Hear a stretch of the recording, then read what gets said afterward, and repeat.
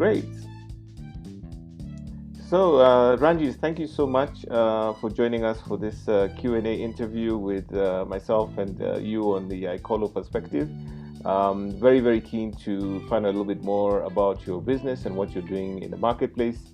And maybe we can start off with you just giving us a sense of your professional and personal background, how your experiences have prepared for you for your current role, and what you're doing at IColo specifically at this point in time. So thank you, Moses. My background is tech. I'm an engineer by training. I have a master's in computer science. I've worked and sort of done tech stuff before going for a business degree for a few years, and that sort of allowed me to sort of think and work like an engineer. I've worked in Europe, in the US. I lived and worked Asia, and certainly now in Africa. I grew up in northern Nigeria, and I've spent quite a bit of time in Kenya now. So for all intents and purposes, I would say my affiliations are fairly strongly African. I came to Kenya in 2011. I used to be the head of sales for Nokia Siemens, which eventually became Nokia on the network side, not the phones. And 2013, I sort of took a break, which I typically do every 8 to 10 years, to kind of figure out what I want to do next. I came across this concept of building. So because of my background at Nokia, I was fairly heavily involved in infrastructure. So the telecom infrastructure space, and for me, it was always very interesting. But by then we had done 2G, 3G, and we were on 4G. 5G was going to come, but it's a bit of the same. And I was wondering what else we would look at, and that's when I came across data centers, and I realized the concept of carrier neutral data centers does not exist across the board in Africa, with the exception of South Africa. And I tracked a company over there, and I thought, well, Kenya is as good as any place on the continent. And by then, things had started mushrooming in Nigeria and other parts of Africa, but principally, it was a fairly open space. So started working on it in 2013. We started IColo in 2015. We built the first data center, which opened in Mombasa in 2017, and in Nairobi we built the second data center in 2019. We're building our third one now, which is also in Mombasa, which will be open at the beginning of next year, and we've got a couple more scheduled to sort of open. So I would say to a large extent my tech background did help, but principally I think it was more the drive to build infrastructure so as to ensure that the internet experience for the average Kenyan or African is no different from somebody that lives in Berlin or lives across Central Park. If anything, it should be a little bit better, because we are a couple of generations ahead when it comes to connectivity and things like that. So that's really what got all of this started, and I'm quite excited to say we still have a long way to go, but we've also done some interesting things in Kenya. So, from your perspective, what problems does IColo solve? Who do you serve, and what sort of problems are you solving for them through your provisioning of your value proposition? So, if you ask us why did we start in Mombasa and not in Nairobi, it's probably the first step in that answer. Traditionally, everything we've done in Kenya, or in general, most of the cities in this area, you try to go to the capital where the maximum density is, most of the GDP sits, and you try to build infrastructure there, which then hopefully radiates to the rest of the country. What we decided is we're going to start in Mombasa, because that's actually where the internet starts. That's where all the undersea cables come into the country. And then we worked our way back into Nairobi. Nairobi already had some decent data centers, not necessarily carrier neutral, but there was infrastructure. So our value proposition ultimately in the end was to bring, in many ways, Mombasa onto the global network map. What happened is when we built our data center there, because we are carrier neutral, I should probably explain that, because we don't sell any carrier services or networks or things like that, we just provide space and power. Everybody that came into our data center from a connectivity perspective was there to make business, was there to sell services. So what that did for everybody in Kenya, not necessarily our customers directly, was it transformed the way IP transit pricing happened. because we aggregated now suddenly in the city of Mombasa, everybody could pick up traffic, not at a CLS.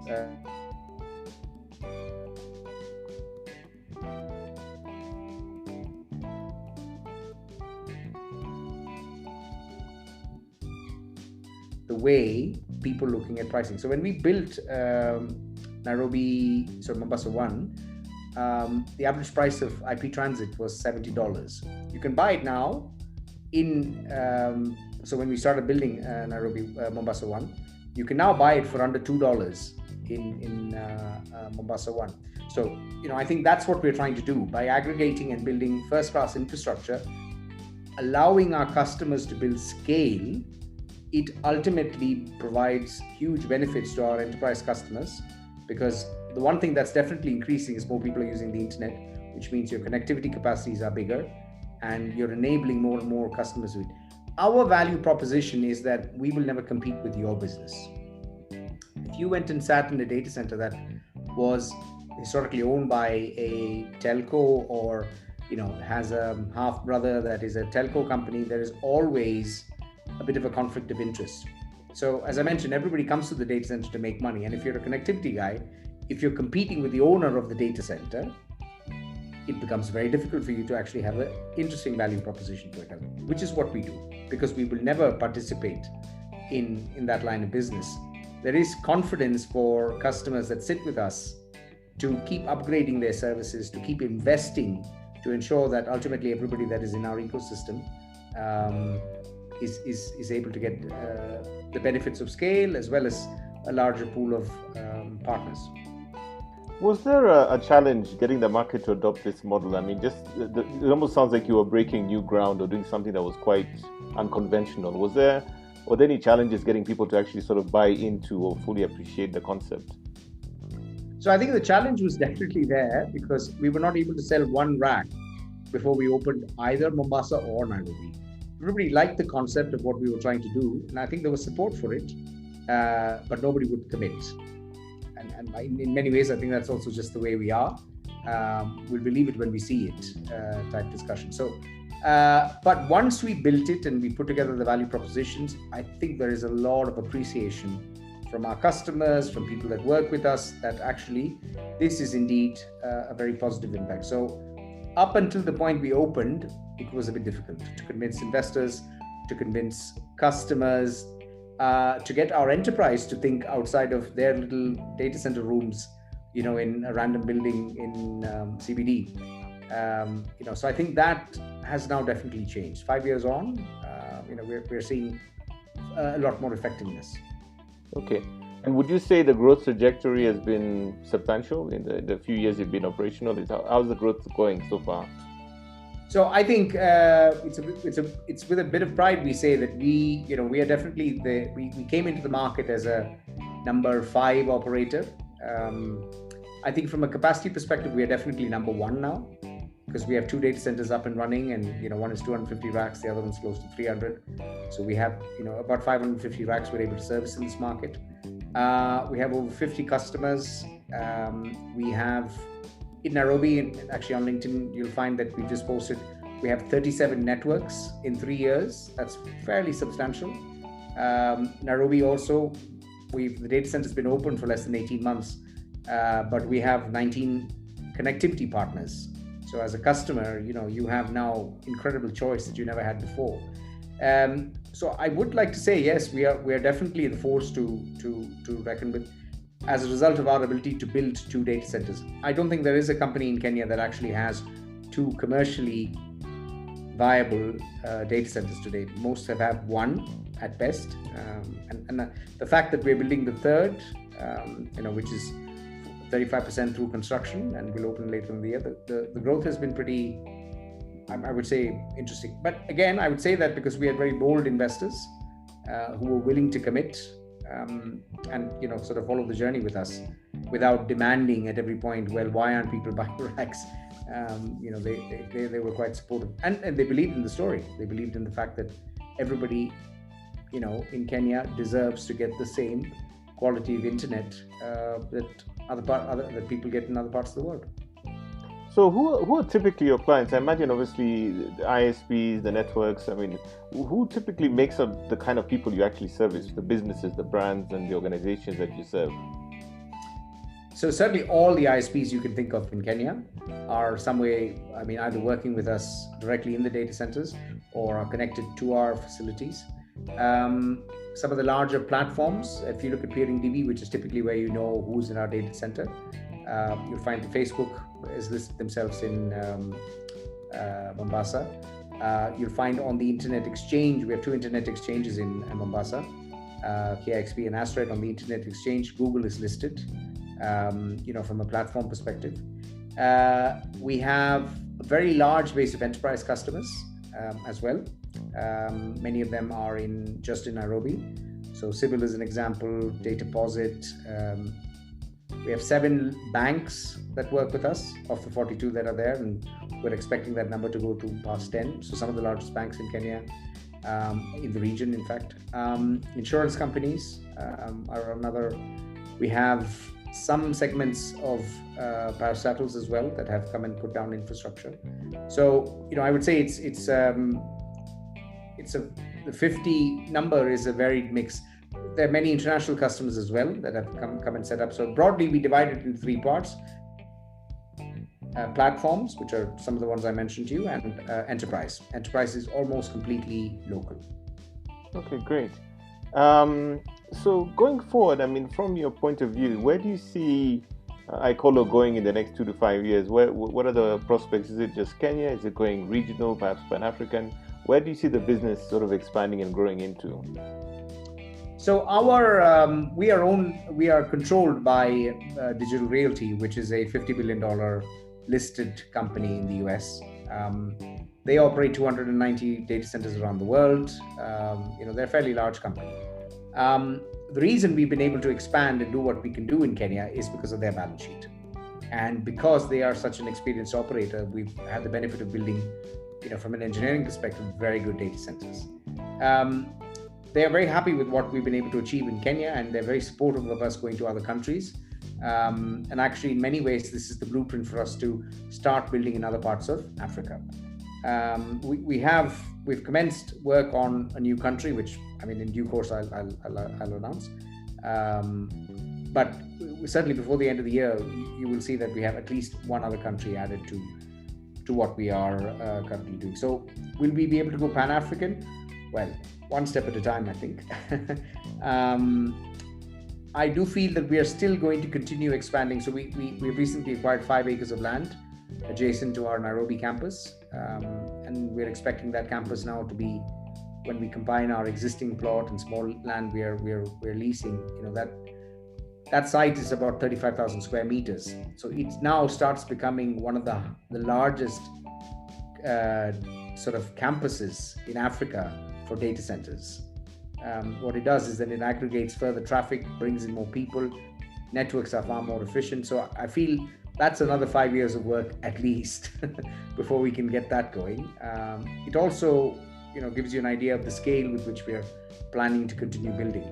So we are still ebullient that as we transform ourselves digitally, not just in Kenya, but in East Africa, more and more services coming out of data centers will become pertinent for our success in that sort of, I would say venture, but in that direction we're now headed in. Great. And then, of course, maybe we may call it the elephant in the room, COVID, digital transformation.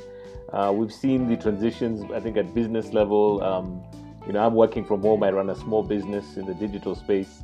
And we've been working from home now, I think, for almost 15 months, as I'm sure you have seen in your own organization. But what have you seen from your standpoint? It's wonderful that you mentioned that you have the IXPs in your data centers, so I'm sure you can see traffic patterns and things like this. But what have you guys seen in the last 15 years, 15 months, vis-a-vis digital transformation, COVID acceleration? What are the trends? What have you picked up? So, my view on it is maybe a little bit different. So what happens when COVID hit us, and like it did in other parts of the world, 15% of our GDP more or less disappeared. And we've clawed back some, but a lot of it is still there, right? So, the material loss is kind of what I'm referring to here. 10 to 15% of GDP all over the world disappeared. what that does for enterprise in Kenya, it also means you have to be a little bit more careful when you're spending money, which is what we're seeing across the board. So we're seeing customers want to do it, but are being a little bit cautious. So it's not been, well, let's just embrace, this whole thing. Everybody's working from home. So I feel in the end, the home internet market has boomed in the meantime. The mobile network operators, and you can see that in Safaricom's results, where they're making more money from data than they've ever made before. That has definitely boomed. I see from a commercial ISP perspective, so the buildings, office buildings, and they have seen drops in traffic because people are not in the office anymore. People are not, it's a distributed way of now accessing systems from what it was before, right?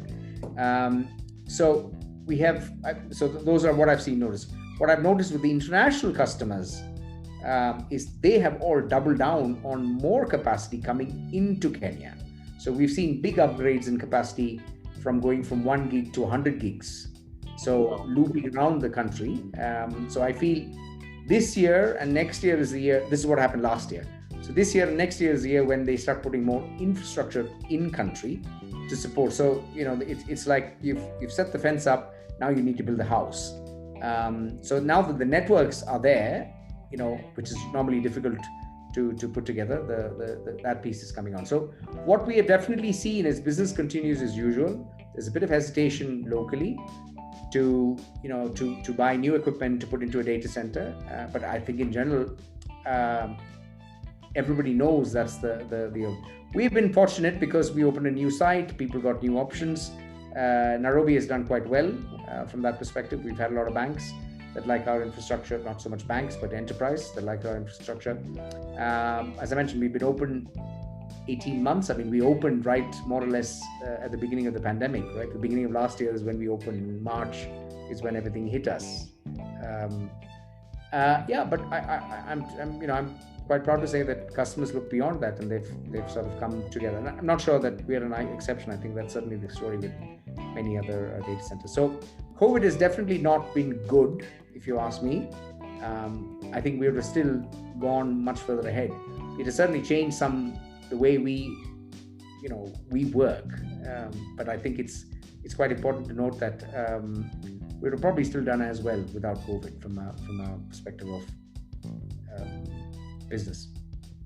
Great. I don't know whether this question will be repetitive in any way, but I'll just ask it. So I'm not asking the question around possibly the uniqueness, the way you talked about the carrier neutral setup and the fact that anyone can house their infrastructure with you or their servers with you, but more around the ingredients of success, trying to understand the formula behind IColo's success in a relatively short period of time. The numbers you've just given me sound very, very impressive, and the makeup of your client base. But what do you think are some of the ingredients of success? And this would just be my last question before we can end our session. I think neutrality was really very key. We see that with all our connectivity partners. I think the second, and it could even be more interesting, was when we built the infrastructure, we built our data center, we can sort of hold our hand on my heart and say that this is not in any way different from any data center that was built in the last 3 years anywhere in the world. We have absolutely fantastic systems. We are very focused. So the fixation in the market often is, are you a tier 3 data center? And I often have to explain to customers, no, we're not. We are actually better than that. Contractually, we give you uptime numbers that are higher than what a tier 3 data center provides, which is often a surprise to our customers. So I think the fact that we built really, really good infrastructure has helped go a long way. So it's not a sort of muggy discussion with the customer to say, well, actually, it's really, really good. They see it for themselves and they're able to sort of decide. Then I think the fact that from a customer service, I mean, it's a pleasure for me as a CEO and a founder not to have had one customer escalation in the last 5 years that we've been operating data centers. It is really a unique pleasure because the team and the company is very, very focused on customers. So I think these three things have really helped us build a fairly unique brand. And appeal to what ultimately drives us, customers. Great, That Ranjith. answers the questions. Thank you so much for your time. I'm sure you're very busy, and I do appreciate you making the time for this session. And looking forward to hearing more great things about IColo and the amazing success you seem to be enjoying as a business in Kenya. Thank you very much, Moses. Appreciate the time you've taken to talk to me as well. Bye. Okay, bye.